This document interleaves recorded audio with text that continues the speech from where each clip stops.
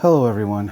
So I haven't uploaded a video since I think April 21st of this year, so it's been 4 months. I'm sorry, it's trying to figure out things and stuff like that. Two people complained, I think twice, that they couldn't hear me, so that's the reason why I'm wearing the earphones with the microphone, so maybe you can hear me even better now, I'm not sure. If you wish to support the channel, all the information is in the description. It's not necessary. Michelle, thank you very much for the donation. I very much appreciate it. Believe it or not, well, first off, everybody knows who's seen any of my videos that I did this because I wanted to try to at the very least, save one life, prevent drinking and driving. From the soft white underbelly video, I think people probably assumed that I got just loads of money, but actually I got 3 donations. One from a person that I didn't know, which was very nice, and 2 were from my friends. Those were the only donations that I got. I wasn't expecting them anyway. Like I said, I just want to save lives. In the end, you can't take money with you, and it only helps to kind of flow and buy things you need and that sort of thing, but I've learned more and more not to get too attached to money, especially after loss. And I mean, it sucks to still be struggling, but it is what it is. One day at a time, hang out with your loved ones. That's what really matters. So I thought I would do this video, try to be a little more descriptive of my title to help people who probably haven't even seen any of my videos. To explain exactly what happens after you lose a child. So I figured I would start off first by explaining what kind of person I was. In my early 20s, I landed a pretty good job that paid very well. And I did eBay on the side. That's basically what I did, starting off my early 20s. And I drank probably a little less than half a gallon of coffee a day, so I was just wired. I didn't put anything off. I had people who worked under me, and I'd always make sure that I did pretty much everything so their load was very, very light. I was just wired. Constantly moving around. Many people all the time would ask me to keep repeating myself because I spoke so fast. And with age, I think just age naturally, you kind of slow down, of course. But yeah, so I was a wiry person. With my business, let's say I went and I found 150 items to sell. Like I just found this amazing load of stuff. I would take it home and list it all in a day because I figured I'd get the money faster. And this is back when eBay had PayPal, so you'd get the money immediately. Doesn't matter what day it is, doesn't matter what time, you got the money immediately. So I'd go through the things, and whatever was priced highest, I'd list that first, and then go down the line and make sure it was all listed. And tomorrow I would do the same thing. Back in pre-2008, I would spend a couple hours going to thrift stores, and I'd always find a few things. And by noon, I was done. I'd hang out with a friend for a few hours, go home, list it, and I'd have about $400 to $500 pretty much every day for a few months. I mean, it was killer. And then 2008 happened, a recession, and business has not been the same since, regardless. So, yeah, I was very optimistic. I knew where I was going. I knew what I wanted to do. I knew I didn't want to work for people. They promise you so much and you never get it. So it's better if I just work for myself.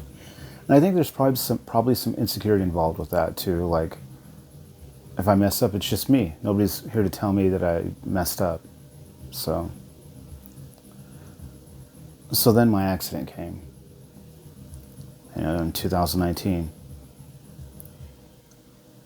And very luckily, my mom started a GoFundMe for me while I was in the hospital, which raised, I think, like $14,000. my son's school, which was a private school, raised pretty much the same, and they paid for the whole funeral, and they even shut down school that day for the funeral. Amazing. I'm so thankful to this day that they did that. And a lot of people who really didn't even know my son showed up at the funeral. It was amazing. So I had that, and then I had a small life insurance policy for 25 grand. So I had money, but like I said, I couldn't find a place. If you guys have watched the soft white underbelly video, I don't want to repeat myself. But I had more than enough money, but ended up in a motel. And I kept telling myself that once I get out of the motel, and while I was at the motel, I tried to list, but it was difficult. I could only list a few things a day. My mind was all over the place.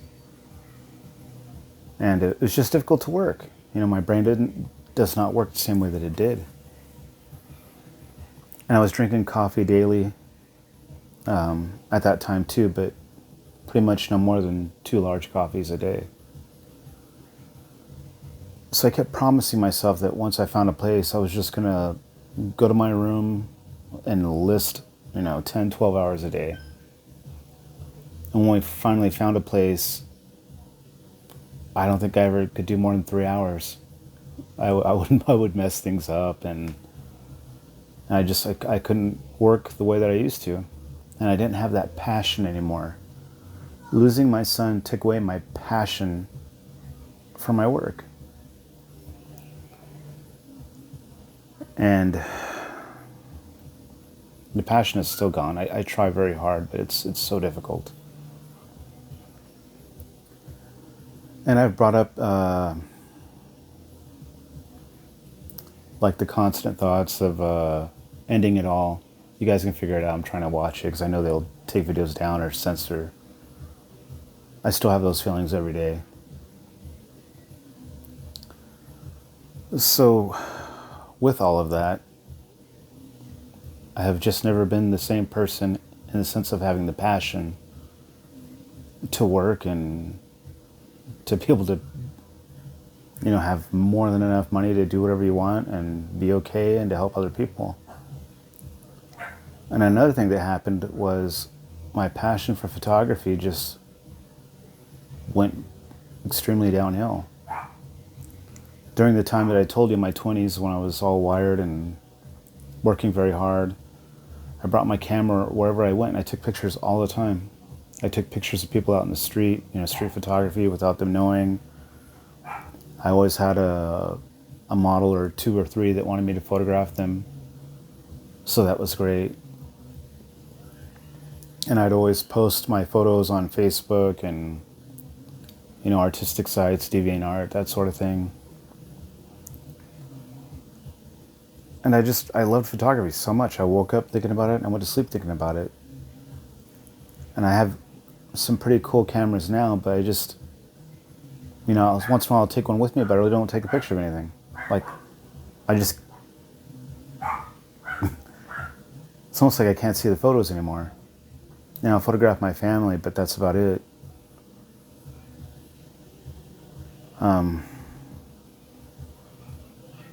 Yeah, the loss of passion is a big one after losing a child.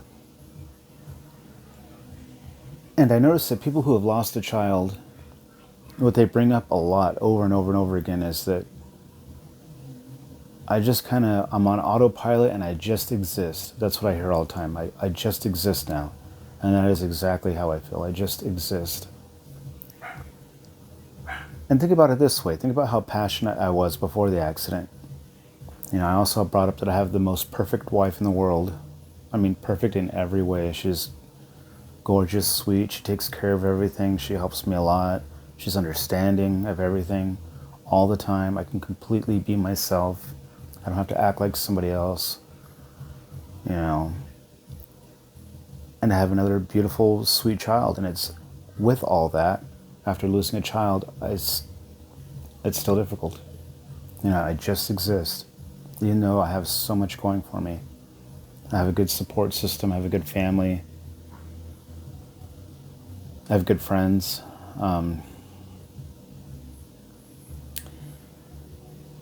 But I noticed I've done this thing for years where if I keep reaching out to random friends and I'll just stop, maybe for 4 to 6 months, to see if anybody ever contacts me. And rarely does that ever happen. That's something that I pretty much have done before the accident, but I do it more now.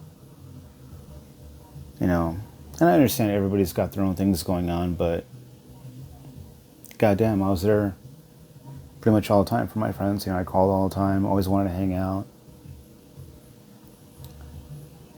So that's unfortunate. Give me 1 second. One thing that I brought up in my soft white underbelly video was that after my son died, that I just started reading as many spirituality books and going on YouTube and reading, watching all the near-death experiences and after-death communications and guardian angels and all that stuff, and that has pretty much died down. I mean, if I wanted to fake a near-death experience video, I could do it because I know most of the themes are somewhat similar, and it's amazing that some people have those and some people don't. And the people that do have them, sometimes they're very, very different. I mean, they're all over the place. Some atheist who has never known God in his whole life dies and then sees Jesus. And then the biggest Christian in the world dies and says that they saw Jesus and Buddha and, you know, and that they're all one. It's like, goddamn, who knows what to believe?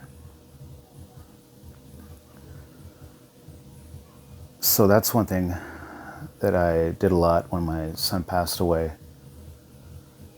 There was also a hope that I would hear from my son in some way, or that I would hear his voice, or that he'd show up. I've pretty much given up on that in the last 2 years, thinking that that's going to happen. And maybe it'll happen now that I'm not expecting it. I don't know. I try to have an open mind.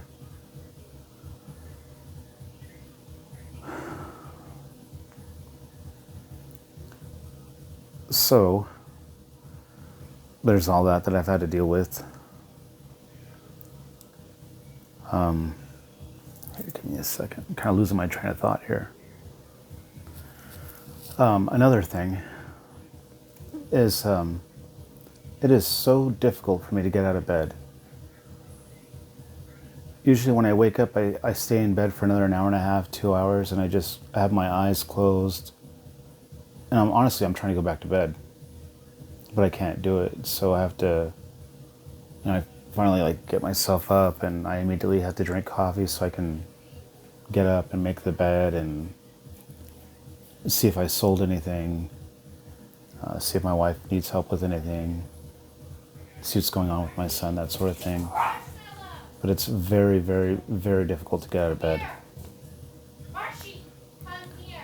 There was one point where I was sleeping 14, 15 hours a day. My sleep schedule is actually pretty messed up right now. I've been going to bed at 4:30 to 7:15, and I wake up anywhere from 2:50 to 4:30 in the afternoon. And that makes me feel like an absolute loser, bum, idiot. And I know that I don't have to get up at any time, really. I mean, I'm on SSI. I don't have to be anywhere. And on the days that I have a hospital appointment, of course it's down the hill, so it's 2 hours. If I had to wake up at 5 o'clock tomorrow to get to an appointment at 7 o'clock down the hill, I'd make it happen. When I have to do something, I do it. But it's weird having your life rearranged like that.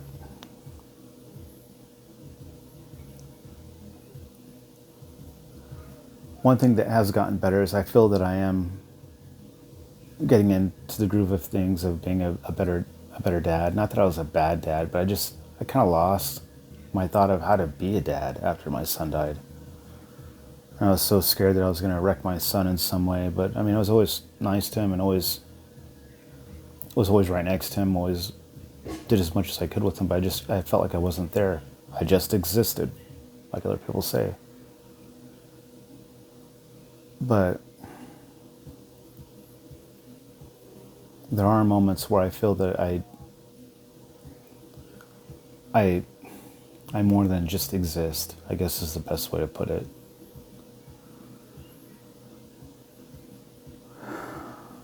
I'm sorry for the moments of silence. I'm trying to really grasp all the ways that losing my son has affected me. You know, going to a party or some kind of get-together, yeah, I have fun and everything, and it's nice to see people, but you know, I just don't feel like I'm all there. I can't really fully enjoy that experience. And for those of you know, I'm not sure if I've ever brought it up, but I don't take antidepressants or anti-anxiety medication or anything like that. I just take pain meds, gabapentin, which is for nerves, and I take Norco, which is an opioid, a step down from Oxycontin. And I've made it clear to my doctor that I'm never going to step up to Oxycontin. I don't want that ever to happen. That we're always going to make sure that it works with what I take. And I do take tolerance breaks here and there because otherwise the medication really doesn't work. So gabapentin, I take Norco, and then every night I take one cyclobenzaprine or Flexeril, which is a muscle relaxant. It stops your leg from kicking, and you know, it's just easier to sleep. But I'm tired of being on meds. I hate taking meds.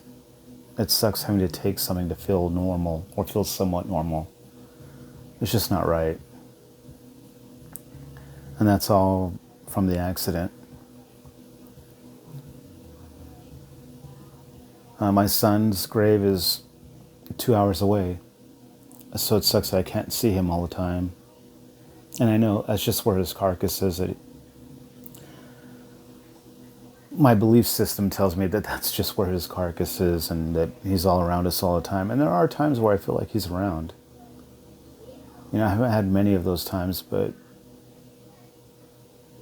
you know, I do feel that he's around sometimes.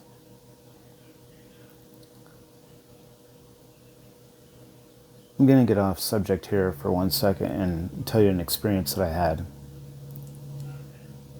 This was probably 2012, I think. And me and my best friend, who's not my best friend anymore, he met a chick and completely disappeared. And then he found out that my son passed. And he just still never called, never cared. That was a big life lesson for me. So anyway, I'm hanging out with my friend. It's 2012. And we go to Goodwill, which is in Rancho Cucamonga. You know, there's many of them, and I'd go to several of them, but at this time we're at the Goodwill in Rancho Cucamonga on Haven. And we were just walking around looking. And all of a sudden I just felt this, I can't tell you how amazing it felt. It was just like this overwhelming peace that came over me. And I just knew that everything was going to be okay. Everything was perfect. Everything's beautiful. It was amazing. I don't know, it was like being touched by Jesus or by an angel, or I don't know what that was, but it was the greatest feeling that I've ever had in my life. So we walk out of Goodwill. I'm not sure if I found anything that day. I can't remember. So we walk out of Goodwill and I tell my friend, I was like, have you ever had a moment where like all your worries left and you just felt like amazing and you knew that everything was okay and you just felt peace? And I kid you not, my friend says, yeah, I just had that a couple of moments ago when we were at Goodwill. What on earth is that about? A few months ago, I was watching a UFO documentary that was on, I think it was on Netflix. And this guy explained, he was in Texas, he explained that a UFO went overhead, and that's the feeling that he got, that everything was okay for some, and who knows why it's linked to the UFO, but he described the same exact feeling that I had. Now, does that mean that a UFO went overhead when I was at Goodwill? I doubt it, but could be, who knows? I mean, maybe there was an angel there, maybe it was my guardian angel just checking in. I have no idea, but that doesn't explain why it happened to my friend as well. So that moment never happened again. Hopefully it does.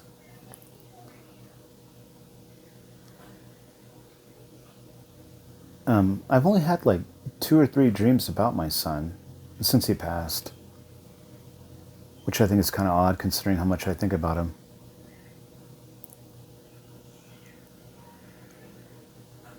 I wish I could explain or help other people who have lost a child and explain to them how this or that could be better, or you need to, one option you have is to do this or do that, and this may help this or that, but I can't tell you any of that. I don't have the answer myself.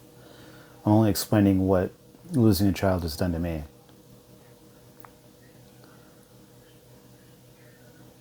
I am very much broken, emotionally, mentally, and physically from the accident. And here, give me a moment. So that passion for work, photography, for being on Earth, I'm not sure that's ever going to come back. I know some people say that it comes back. Well, at least a little bit. Pretty much everybody that I know that's lost a child is pretty broken. My mom, her husband from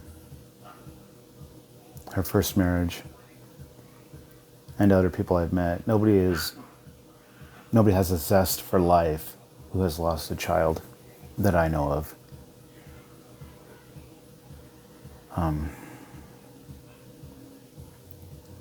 I don't go to church anymore. Not that I ever really went to church. Basically, I would just go to Bible studies here and there.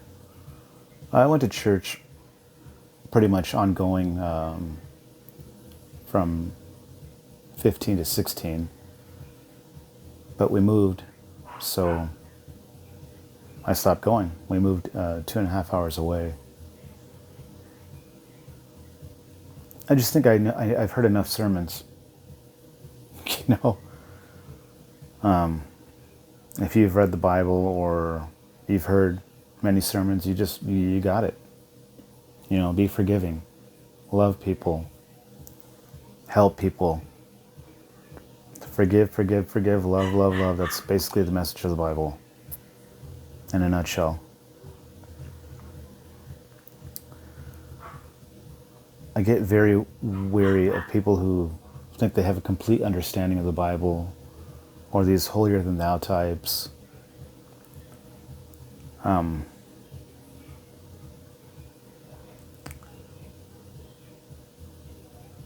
From the people who I know who are, I would say, true Christians, they understand the concept that if you've confessed at any time in your life that Jesus Christ is your Lord and Savior, you're saved. It's a done deal. You're going to heaven.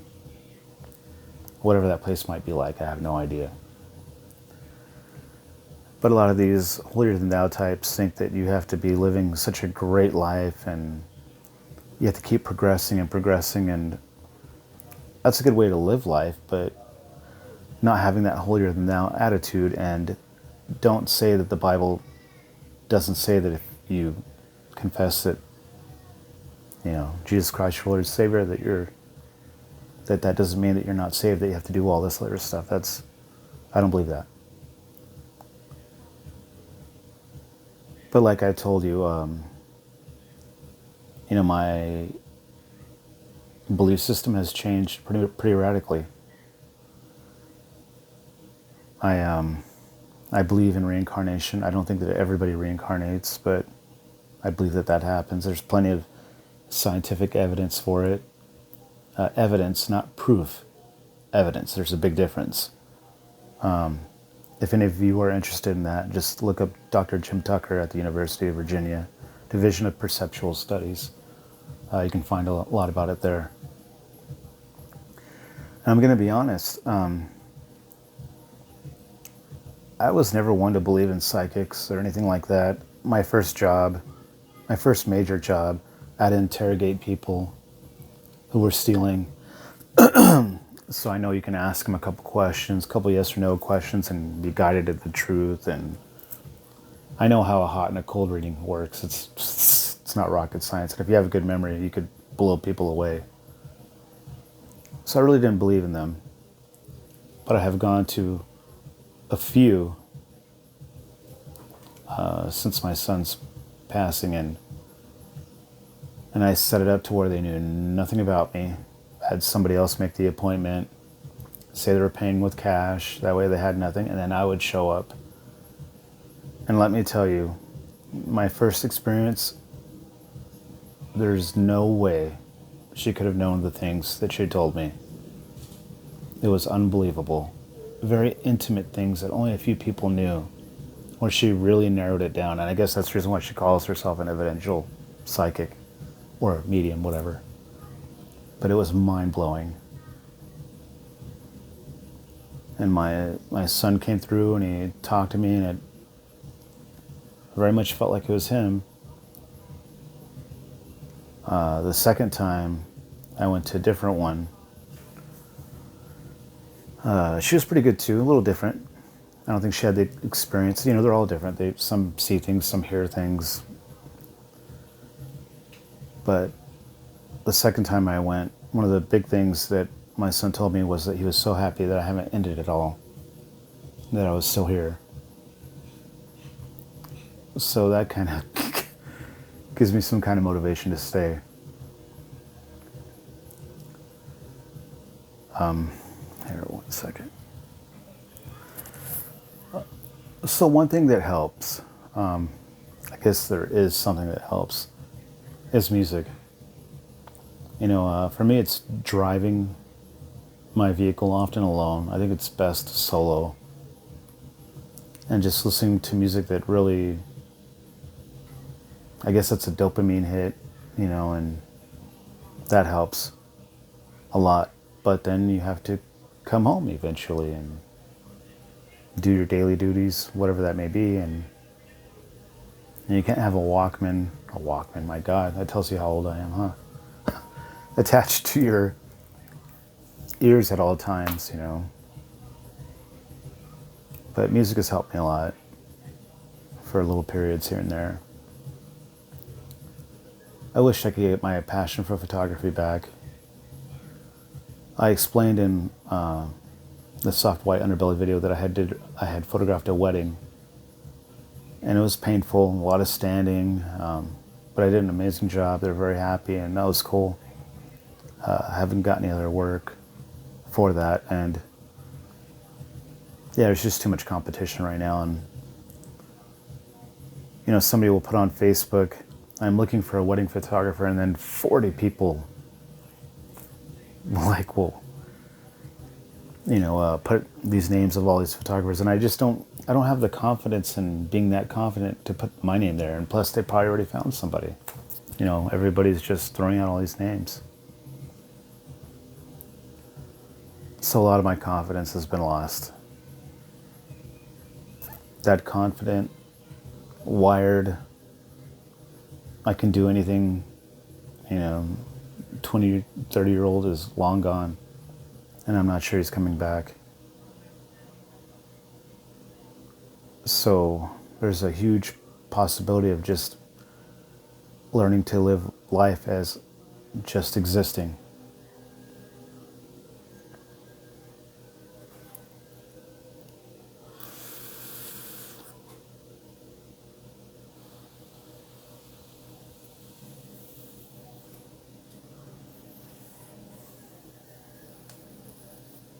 One second here.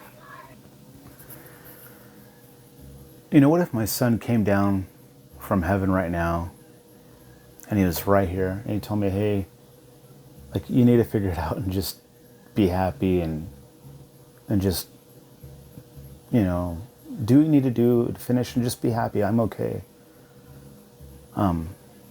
Would that magically turn me into that person that I was before the accident? I would think so, but I don't really know.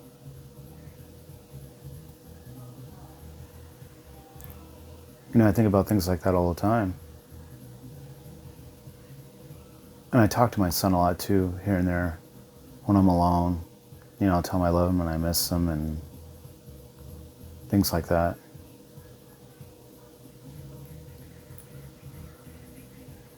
God, I hope this video makes sense and has some direction and like isn't all over the place. I'm so, like, that is such a big fear of mine, that my, you know, my thoughts are so fractured and scattered. It's really hard to, I'm so scared that what I'm saying just doesn't go anywhere. I was so paranoid when I did that video with Mark and Soft White Underbelly. And then everybody said I did such a good job, that I was so articulate, that I explained myself very well, that it was raw, no sugarcoating. That blew me away, because that's one of the biggest fears I have about myself. So I just hope that somebody gets something out of this video. I'm so sorry that at this point I can't tell you anything that will give you hope. But I can tell you that if you like music a lot, it'll give you some peace here and there. That's the only thing that does it for me.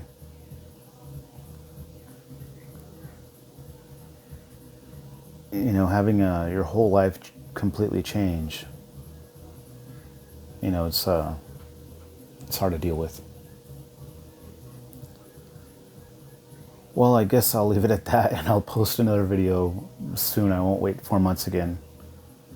Like I said, I was just all over the place and having sleeping issues, and I didn't know what to say, and I didn't want to keep talking about the same things. Like I said, I'm just so afraid that my videos aren't going to make any sense, or that I'm all over the place. So thank you very much for watching, listening, and you can always contact me in the comments, and my information's in the description. Thank you.